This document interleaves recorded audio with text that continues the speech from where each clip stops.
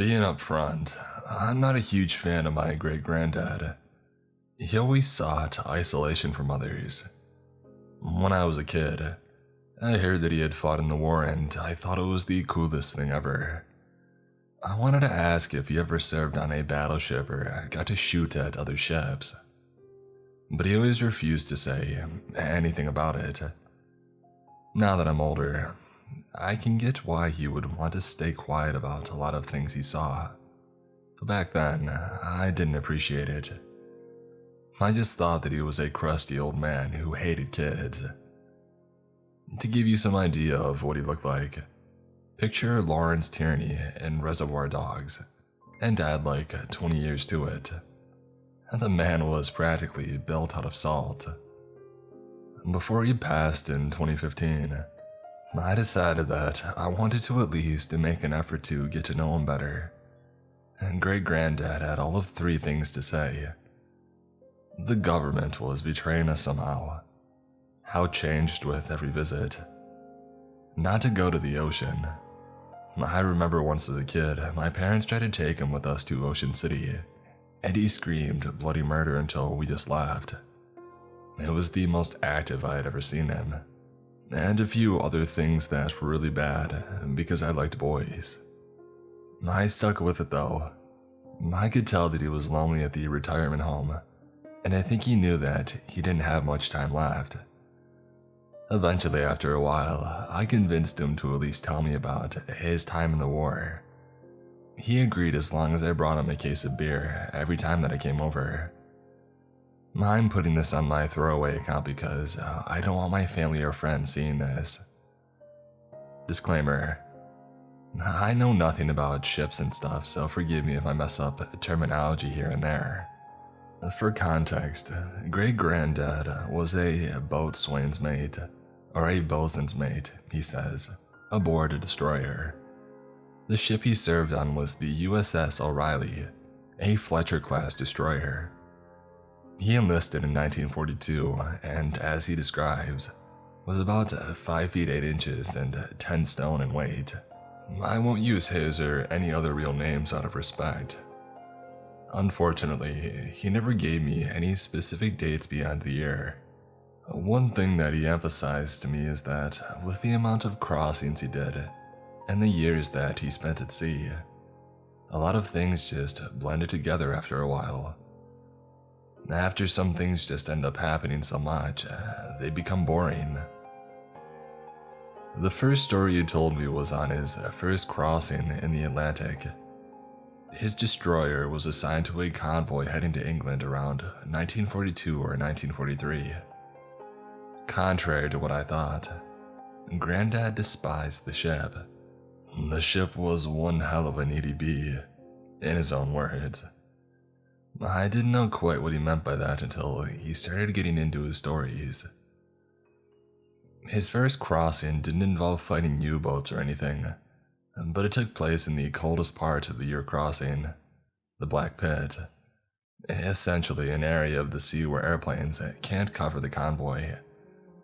The waves, however, were getting high enough that the water was essentially swamping the bow every time the ship pitched downwards.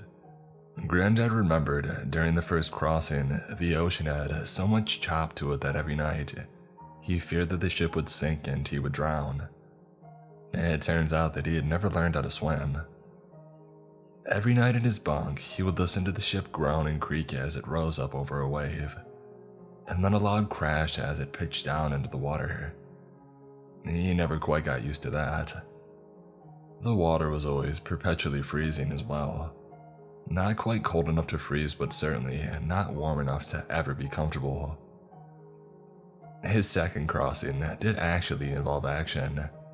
His ship and a Canadian corvette, Little Flowers he called them, were intercepting something on sonar. They thought it was a U-boat, and given it was close to the convoy, they had to check it out. As they closed in on it, it suddenly vanished. Mind you, I was a little skeptical too, but he swears up and down by the honor of the man at the sonar that the thing just up and disappeared. He said, "We swept that entire area of sea for hours, We even brought in the other destroyers too. I thought it was a thing with our equipment, but no way 4 sweepers just suddenly decided to stop working. Still, on the second crossing a day after that, they again encountered something. This time an actual U-boat in the late hours of the day. He said a watchman had spotted the periscope ahead of them very close. "Crowd slept in us," he said. I don't know what he meant by that. Maybe they were overconfident or they straight up didn't notice. Either way, the captain ordered that depth charges be ready. I knew what depth charges did already and how they worked, but great-granddad explained further. In order to make them explode at a certain depth, we had a wrench that would use to adjust a dial on the head of the charge, and they were the drum type. We would turn that dial to make it explode this deep, and so on and so forth. It was ordered that the charges be set to explode deeper than they had already been set. They were expecting the sub to dive deeper to get away. As the ship went right over the sub, they were ordered to fire depth charges. Unfortunately, one seaman who was at the rear still adjusting the dials didn't call that he was complete nor that he was finished, and nobody saw him apparently. He was resting his hand in the rack as he was adjusting, and when they dropped the charges, one of the charges rolled right over his fingers and crushed them. "It was like spent tubes of toothpaste," Granddad said, "only with a lot more blood." All the fingers aside from his thumb were amputated and he was sent home. I envied that guy. He lived in Florida, for crying out loud. The depth charges they fired, unfortunately, didn't make the U-boat surface, and after chasing it for some time, the U-boat apparently slipped away thanks to a decoy. "We wasted an entire spread on a thing called a Pillenwerfer," he said to me. "By the time that we realized, the U-boat was already gone and quiet." On another crossing, they actually did get a U-boat this time. They caught it surfaced for air in the middle of heavy fog, and while they dove down, they managed to dunk a spread of depth charges on it.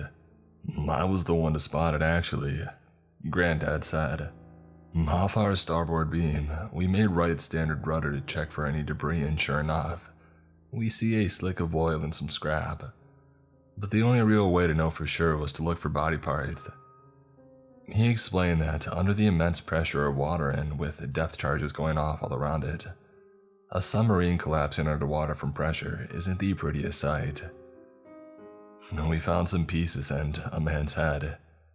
Granddad had paused for a few seconds to think on that. A shame about that crot, and didn't look that old. But that was the end of that. Our first U-boat. On another crossing, the phantom sonar blips happened again. Now, phantom blips apparently were pretty common. Sometimes when near shore, the sonar would ping off of reefs or shipwrecks. He related a tale back from a British sailor on how they dropped a few charges on the wreck of Lusitania by accident.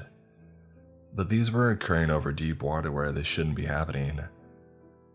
One day, a captain of one of the destroyer escorts loses his mind yelling about how there is a U-boat directly right of the convoy, and we check it and there's one left. The 2 escorts ahead ping and there's 2 ahead. Now we're thinking, what the hell is this? There's no way these U-boats are just slipping underneath us to hang out with the ships. And just like that, the blips disappeared. The Fleet Commodore apparently lost his crap once he had heard about it, but Granddad didn't go in any further detail. And the strange thing about these blips were that they were moving in perfect formation. U-boats don't do that. Sometimes they spread out, sometimes they collapse inward, but it's not like they can talk to each other down there, otherwise we'd hear it. And every time we swept the sea with the sonar around those contacts, we would ping more. Almost if we were pinging a wall or something. Something big. Granddad stood watch one night in the middle of the crossing. "There's no moon out, so it's pitch black," he said. "While I'm walking the ship, I saw Hutch. Hutch was a gunner that he had described to me on one of the 40mm guns. He had been on a few crossings before even Granddad had showed up. He was at the gunwale climbing over, a leg from going overboard. He grabbed him and pulled him in. "What the hell were you doing, Hutch?" he yelled to him. "What were you doing?" I'll never forget the way Hutch looked. I guess he just snapped or something. He looked distant to me. He said he was climbing over because he thought he saw his wife's face on the water, calling for him to jump in. Granddad had brought him below and then reported what happened to the officer of the watch, who then reported it to the captain. I would have been fine keeping my mouth shut about that. Some people are built differently, respond differently to stress, I think. But according to him, the captain personally went to see Hutch to ask him about the face in the water. How to be a fly on the wall in that conversation. He didn't hear more from Hutch. He ended up getting to a different ship. As for me, the captain told me, "Don't ever say anything about any face in the water to anyone." And so I didn't. During another crossing, Granddad apparently got thrown out of bed by one of the lieutenants because the O'Reilly was being attacked by a kraken. I actually laughed out loud at this, and so did Granddad. Turns out, it wasn't a kraken at all. It was actually a giant squid floating up next to the ship. Well before giant squids were recorded, actually. It wasn't as huge as Granddad was hoping. He had read about them in 20,000 Leagues Under the Sea before. I'm kinda sure he was just making this one up though. It had eyes like dinner plates, but the skin was all pale, and it moved like it had no life left in it. Like something sucked the spirit from it, I guess. We all wanted to fish it up as a trophy, but the captain ordered it to be left, and so we left it there. Granddad was really quiet in telling this story. Sometimes the U-boats got through. No matter how well we did, sometimes the crots were better. One day, a U-boat manages to slip through, nails a tanker ship, and we're talking about a lot of oil now suddenly spilling into the water, and a lot of flames now lighting it all up. That stuff doesn't just go out because it's in the ocean. The tanker dove down by the bow and sank in 15 minutes after taking 2 torpedo hits. We saw men in the water, but they were covered in oil, and they were on fire, burning, screaming for help. Convoy had a rescue ship already on site to help, but we had to stay just to make sure the guy didn't come back for seconds.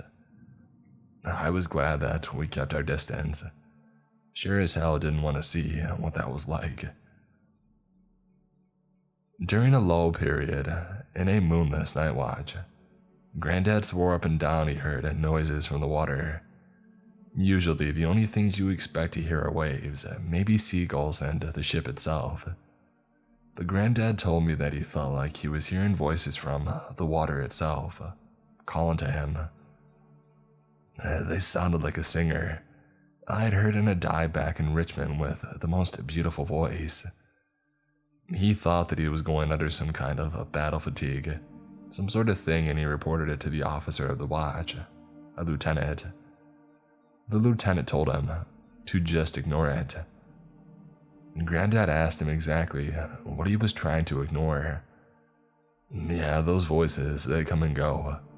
Just ignore them. He never quite ignored the voices, but he sure as hell never reacted or shown any interest in the voices ever again. What disturbed Granddad wasn't the fact that he was hearing voices.